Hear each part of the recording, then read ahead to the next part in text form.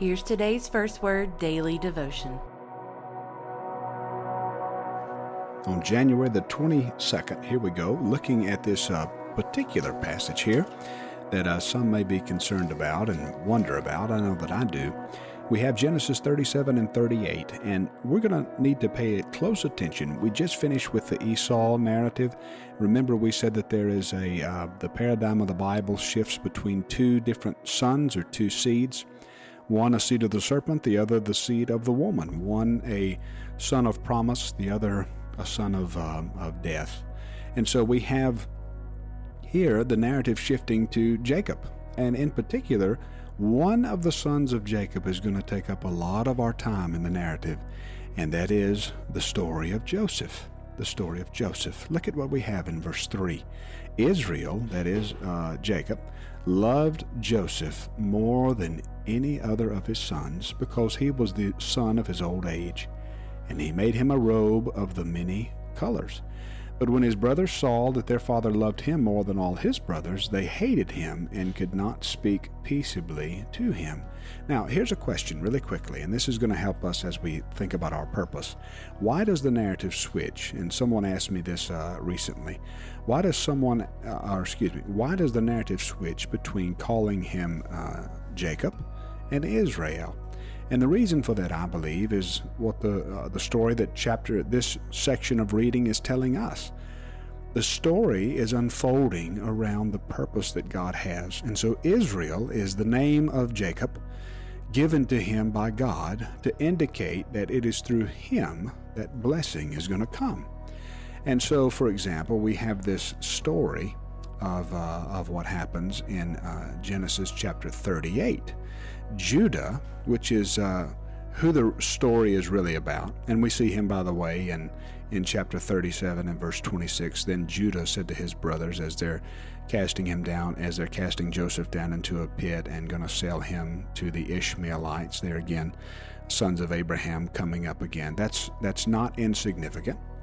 But Judah went down from his brothers and turned aside to a certain Adulamite whose name was Hira.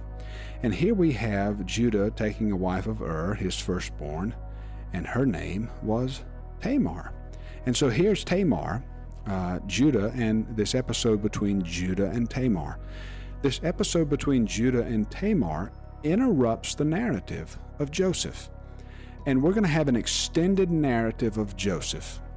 And the reason that I think that this chapter is put in here like this is to remind us as we're dealing with the Joseph narrative, and it's going to be great. It's going to show the purpose of God. But we need to keep our perspective. And the perspective is that it is through Judah that the blessing comes. And so the story of Tamar and Judah is put in here to remind us as we start the Joseph narrative that the story is not about Joseph. The story is about Judah. And of course, we have the son of Judah here in Matthew chapter 12 doing performing his wonderful deeds here. And just for you to point out very quickly, as we read Matthew, we have Matthew 12:31. This is that passage that talks about the blasphemy of the Holy Spirit.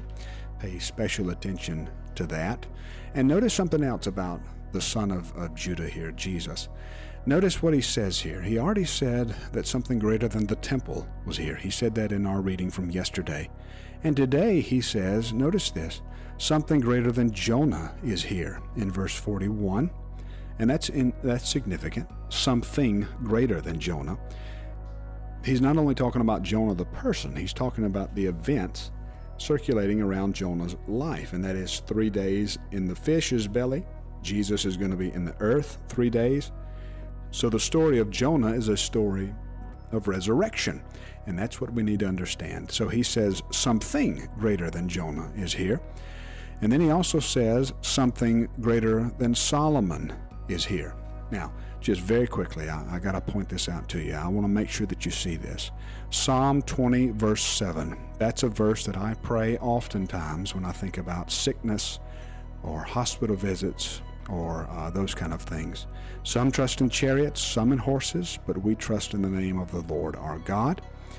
And then I'm going to do something that I haven't done, and I'm going to sort of cheat a little bit. Notice what happens. Our reading today on January the 22nd, Proverbs chapter 7, 10 through 20. We've been reading about this prostitute or this adulterous woman, and I think this is significant as it relates to the story of Judah and Tamar. Remember what Judah said about Tamar? Judah was really not right with Tamar. He didn't treat her right at all. It says in verse 26, for example, of Genesis 38, "She is more righteous than I, since I did not give her to my son Shelah, and she did not know her again."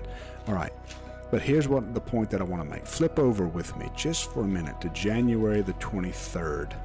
Here's this call in Proverbs 7, the call of the prostitute. And then look how the narrator interrupts the story and directs us. Look at what he says. And this is the reading from January the 23rd in Proverbs 7.